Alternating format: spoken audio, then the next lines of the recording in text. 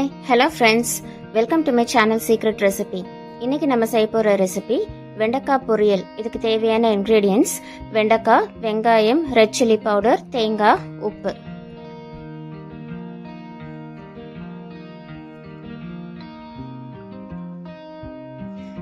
இந்த வெண்டைக்காய் பொரியல் நம்ம ரொம்ப ஈஸியாக ப்ரிப்பேர் பண்ணிடலாம்.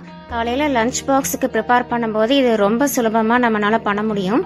இது ரொம்ப டேஸ்டியாகவும் இருக்கும். இது சாம்பார் சாதம், ரச சாதம், தயிர் சாதம் இது எல்லாத்துக்குமே ரொம்ப நல்லா இருக்கும். நம்ம ரோஸ்ட் பண்ணி கொடுக்கும்போது குழந்தைங்க ரொம்ப விரும்பி சாப்பிடுவாங்க.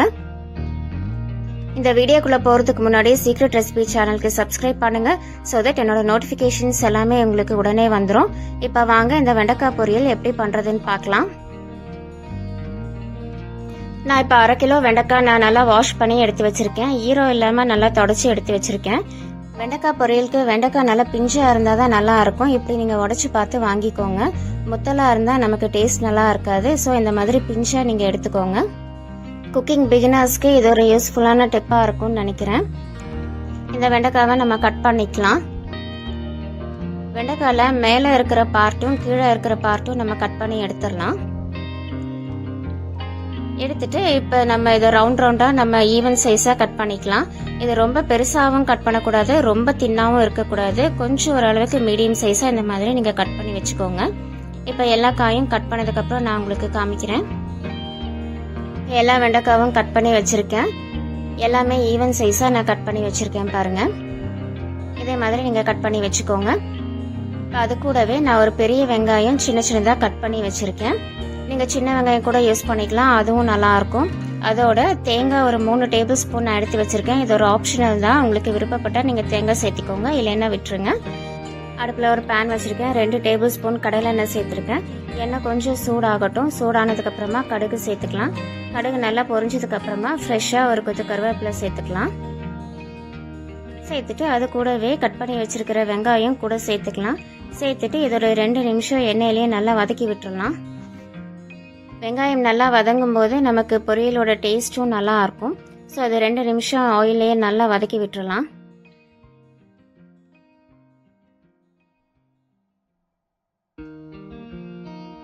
இப்போ பாருங்க வெங்காயம் நல்லா வதங்கிருச்சு.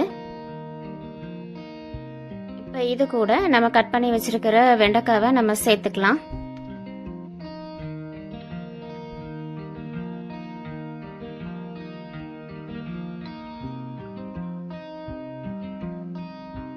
வெண்டைக்காவை சேர்த்தாச்சு.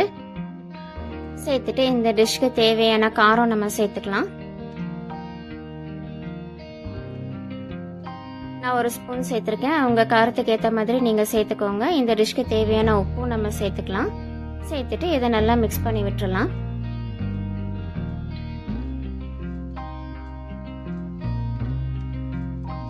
நமக்கு இந்த வெண்டைக்காய் நல்லா ரோஸ்ட் ஆகணும். நல்லா கலந்து விட்டுருங்க. இது ஒரு 4 நிமிஷம் அப்படியே இருக்கட்டும்.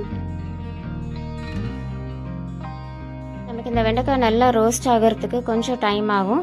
அதனால நீங்கள் ஒரு 4 நிமிஷத்துக்கு ஒரு தடவை நல்லா கலந்து விட்டுருங்க.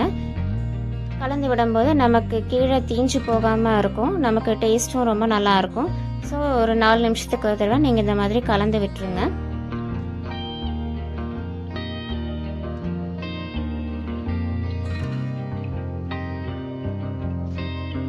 இதை கலந்து விட்டதுக்கு அப்புறம் இன்னும் ஒரு 3 நிமிஷம் நல்லா ரோஸ்ட் ஆகட்டும். இப்போ பாருங்க நமக்கு வெண்டைக்காய் நல்லா ரோஸ்ட் ஆயிருச்சு. பாருங்க உங்களுக்கு கலர் பார்க்கும் போதே தெரியும் நல்லா ரோஸ்ட் ஆயிருச்சு.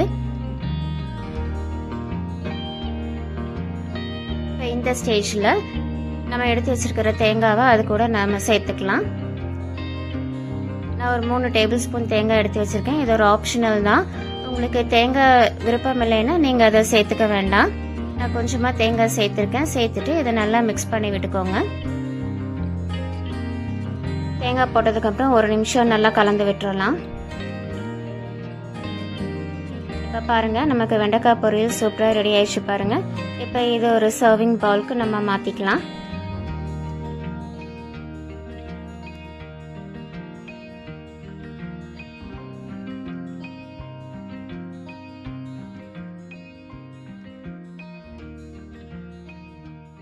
பாருங்க நம்மளோட வெண்டைக்காய் பொரியல் எவ்வளோ சூப்பராக ரெடி ஆயிருக்கு பாருங்க.